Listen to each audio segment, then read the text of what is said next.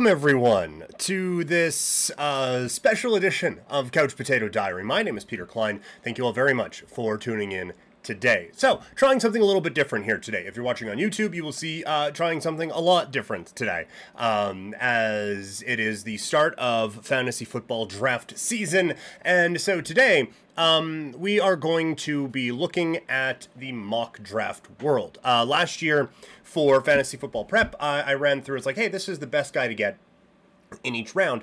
And so this year I thought, well, that's great, but what if you're not picking there? So I'm going to go through, over the next few weeks, going to go through each spot in the draft and figure out what is the best, or which spot is the best, what's the strategy for each one, what did we learn, what didn't we learn, and kind of go on from there. So that's what we are doing today. This is my first time taking a crack at this, so if it looks terrible, if it sounds terrible, if it is terrible, I'm terribly sorry. But we're gonna work on it. We're gonna continue to grow and continue to work out some of the kinks here. So I got my notebook ready in case anything weird and wild comes up, and we can kind of debrief on this after. I'm using what's called the Sleeper app. So right now I have it paused. We are going from the 1-1 today, and we are going to hit resume.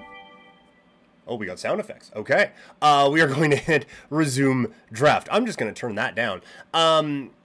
With the 1-1, I have been saying this whole year that it kind of feels like a year. Oh, that can go away now. It kind of feels like a year to go with the 0 RB sort of a situation. Why are we paused now? Why is this happening? Oh no, we're rolling, we're rocking, we're rolling. All right. This feels like a year to do the 0 RB. And so with this first pick, I'm going to take Justin Jefferson and just see how the draft falls from that first overall spot. So Justin Jefferson is our guy. Christian McCaffrey goes next. Then it is Jamar Chase, Travis Kelce, Cooper Kupp. I'm not going to run through every pick here, but now we're rolling. We're rolling. It has looped back around, so our first quarterback has kind of come off the board. A lot of running backs being taken here, so maybe this isn't the strategy to go with. See, we're learning something here. We are now back on the clock. We have back-to-back picks. Tony Pollard is the best running back available. Ramondre Stevenson is there as well. Stevenson is there as well. Other running backs that are available, Joe Mixon, Aaron Jones, as well as Miles Sanders, Damian Pierce, J.K. Dobbins, who's been dealing with some injury issues. So we're not in a perfect spot at the quarterback position, but we're not in a terrible spot either. Let's see. Are we able to find... What are we looking at for tight ends here as we kind of go along? TJ Hawkinson is up there. So tight ends that have gone off the board already. Travis Kelce is gone, as is Mark Andrews. So those are kind of the top two quarterbacks right now. There we go. Now we can click on that. So Kittle is still there. I'm going to try to... my strategy for this would be to wait to get Waller later on. So I don't love going Tony Pollard here. Stevenson is certainly someone who's caught my eye, even with Ezekiel Elliott being signed by the New England Patriots. So what we are seeing right away is that number one just isn't great overall. It's fallen off a little bit here. I might go Josh Allen. Let's stick with the 0 RB strategy. We will go Josh Allen, and then we have another pick right away. At wide receiver, it already is kind of getting into, I don't know if I love any of these guys category. Running back, it certainly has gotten into, I don't know if I love any of these guys category. And so it feels like when we look at the ADPs here, you have Najee Harris in the third, Travis Etienne, Jahmyr Gibbs in the third. So there's a couple of guys, but then you're getting into some of the fifth round backs, and I don't mind taking a shot at a Cam Akers and a DeAndre Swift and a James Conner in the 5th, 6th round. So I feel like we can skip over the running back position right now. At wide receiver, there's some people concerned about a DK Metcalf. I'm not necessarily all that worried. So you know what? We are going to go with DK Metcalf as our number 2, and we're going to embrace the 0 RB strategy. So as expected, there is a bit of a run on running backs coming off of the board now, but I like that we are really solidified at quarterback, obviously, and we have 2 excellent options at wide receiver. Once again, there was a bit of a run. We have a couple quarterbacks come off the board, and now it has looped around to us. There we go. Had the screen a little bit off for those of you watching on YouTube. So here we are again. Some of the top options right now available to us. TJ Hawkinson, Terry McLaurin, George Kittle. But now we're getting into some of the running backs, and there's a bit of a run on middle-ish ranged wide receivers here. So we are going to start to look at the running back position. Although looking at ADP, our next pick is gonna be in the 60s. So after this, so let's do a couple running backs here. I like Dameon Pierce quite a bit. I think he's quite good. Is he like an absolute lock? Maybe not. You know what? I think we're going to roll here with a couple of riskier plays. So we're going to go Cam Akers at running back. We are going to go DeAndre Swift at running back. So now we have our two running backs and our starting wide receivers. As expected, George Kittle, TJ Hawkinson coming off the board. My hope is that when it comes back around to us, and this is all based off of ADP, and then it gets into team needs as well. Kyle Pitts is off the board. There's another tight end, and that's where the gamble has not paid off. Darren Waller does not make it back around to us here at the back end of the 6th round. So that's our first little frustration point. But we still have Dallas Goedert available to us. Other players who are available at this spot, Tyler Lockett, who a lot of people are out on right now, Javonte Williams, Rachaad White, and Isaiah Pacheco at running back. At wide receiver, Mike Evans, Deontay Johnson, David Montgomery. Just so for people who are kind of playing along right now, we took Josh Allen in the 2nd round.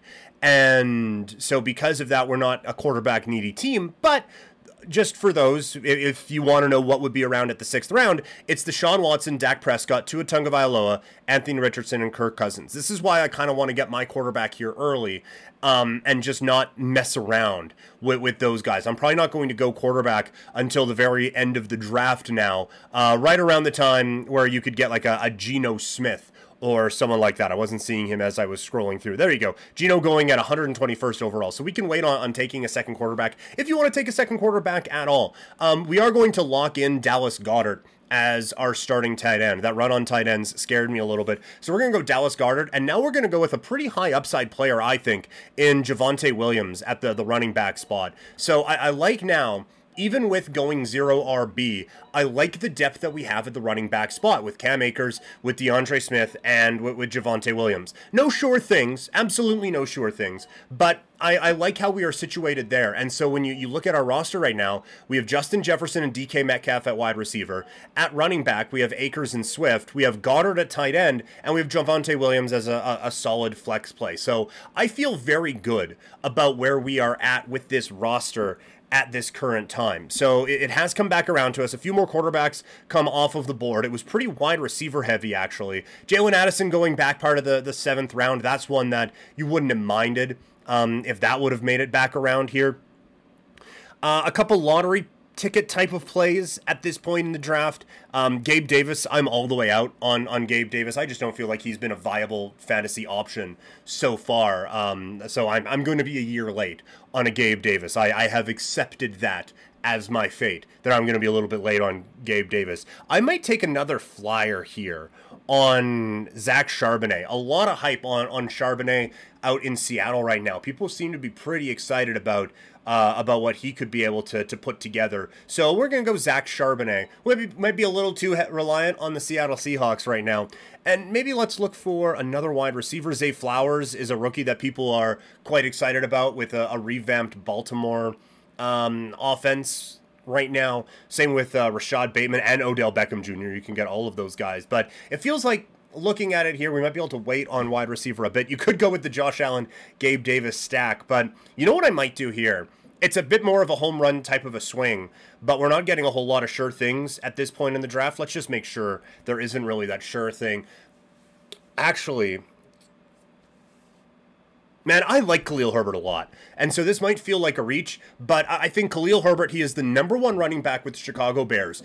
I think he is a very talented runner. And it's so strange how it's all gone around Khalil Herbert right now, because last year when it was Montgomery taking carries from it, how are they not giving Herbert the ball? Look how talented he is. How can you not see that? And the second he gets the #1 spot, everyone's ready to, he's not that good. He's not ready for it. No, don't even bother with it. So you know what? We are getting a starting running back, a number one type of running back here. I like it. I think we're gonna go Khalil Herbert in this spot. Rashad Penny, the running back, goes right after. We have another couple of wide receivers going with Juju Smith-Schuster and Gabe Davis. But with how we started with Justin Jefferson and Josh Allen and DK Metcalf going 0 RBs in the first 3 rounds, to come out of this with Akers, with Swift, Williams, Charbonnet, and Herbert, I feel good about where our running back room is right now. So we have 9 of 15 spots drafted. We're going to wait for kicker and defense until the very end, obviously. We are in the area where we could get a backup quarterback here, but I do like that we have Josh Allen. That feels like the kind of guy who you don't draft a backup quarterback with. So we're going to just ignore quarterback probably the rest of the way. How are we looking at wide receiver right now? Adam Thielen, Sky Moore, Jacoby Myers, Tyler Boyd, Darnell Mooney are the receivers that are available here at the back part of the 10th round going into the 11th. So we maybe waited a bit too long to add to our wide receiver depth. I don't love Thielen. Sky Moore is an interesting option. Jacoby Myers, I feel like, is being wildly overrated right now with Vegas, and then Tyler Boyd is what he is. So we are now into what Michael Harris calls wide receiver 3 and the infinite sadness. Van Jefferson, we could probably wait on him a little bit looking at the ADP. Van Jefferson is interesting. At running back, we have Elijah Mitchell, Jerick McKinnon, Kendre Miller, who's dealing with an injury, Tyler Algier, and Devin Singletary. So there's not a lot of anything going on right now at this. Yeah, you're not loving a whole lot of the options. What I think we will do, just take a flyer on a guy who's going to be part of a really good offense. We're going to go Jerick McKinnon. Look, I think there is a real possibility that McKinnon is a big part of a big play offense. He was a big part of it last year. I know a lot of people are penciling Isaiah Pacheco into that spot. And so because of this, I feel like McKinnon's value is way, way down right now. So I like where we can get Jerick McKinnon there at this point. Aside from that, there isn't like oh man, I need to lock this guy in, that this is a pick that I need to absolutely 100% rock and roll with. You know what we might do? This is a bit of a Jalen Warren, we can get him in the next round. We're playing the ADP game here a little bit. We still have a minute 25 to work through this. I would like to get another receiver. I really don't think Adam Thielen is going to be it, but do we go back-to-back Kansas City players with Sky Moore? I think that's what we're going to do. We're going to go Sky Moore here with the Kansas City offense. So yeah, that's where we kind of went, and this is one of the reasons why I like going wide receiver in the early part of the draft. Because you look at what we've been able to get here in the middle rounds at running back. Javonte Williams, I think, is a steal at that spot. I know he's coming off of an injury, but I think he's going to be great. Khalil Herbert is going to be a starter in this league at number 9. So I feel actually better about the depth options we've been able to get at the running back position here over the last couple of picks. And it's really fallen off at wide receiver. I'm going to take a bit of a flyer. If you listen to Christopher Harris's podcast, you'll note that he has pointed out how much more talented Jalen Warren is than Najee Harris. So that is absolutely a home run swing that I will gladly take. And then this is going to be our last position player before we have to get into the kickers and the defenses. So I'm going to take another bit of a swing here with a Rondale Moore. I think he's kind of an interesting type of a boomer bust type of a talent. So we're going to go Rondale Moore with our last pick before we get into kickers and defenses. So overall, this is a draft that I am pretty happy with. I think we come away from this draft not necessarily all in on what we're at with where we're at with wide receivers. If Calvin Ridley could have fallen a couple of more spots looking at that 4th round pick, okay, now we're into kickers and defenses. So, is Denver's defense any good? I haven't paid any attention to what defenses are going to be good this year. People seem to be high on, let's go with Seattle's defense. Let's roll with that. But looking at this spot in the draft here, where we're at right now, if Ridley would have been able to fall there, if we could go Ridley and Akers, then I feel really good about what we're doing at in this draft at wide receiver. We come away from it still a little thin at receiver, but I think pretty strong at the running back room. I think we have some options that we can go with week in and week out at running back. So we're going to put a close to this one by going with Jake Elliott, and that's going to be our mock draft. So coming away from the number 1 spot, I feel pretty comfortable in what I've been doing, or in what I've been saying, going with that. Convert it into a league. That would be a whole lot of fun, actually. So, but yeah, let's just kind of run through what we were able to do here with our first overall pick. So, going to go over this here. At quarterback, we have Josh Allen. Our running backs are going to be Cam Akers and DeAndre Swift. At wide receiver, we have Justin Jefferson and DK Metcalf. Dallas Goedert is going to be our starting tight end. And then at flex, we have a couple that we can pick from. Probably it's going to be Javonte Williams each and every week, but I think Herbert can work his way in there. And then we took a few lottery tickets. So you know what? I am extremely happy with what we got from this first overall spot. There's a couple of spots where maybe if we wanted to really wait on tight end to the very end and get a little bit more depth at wide receiver, Brandon Ayuk.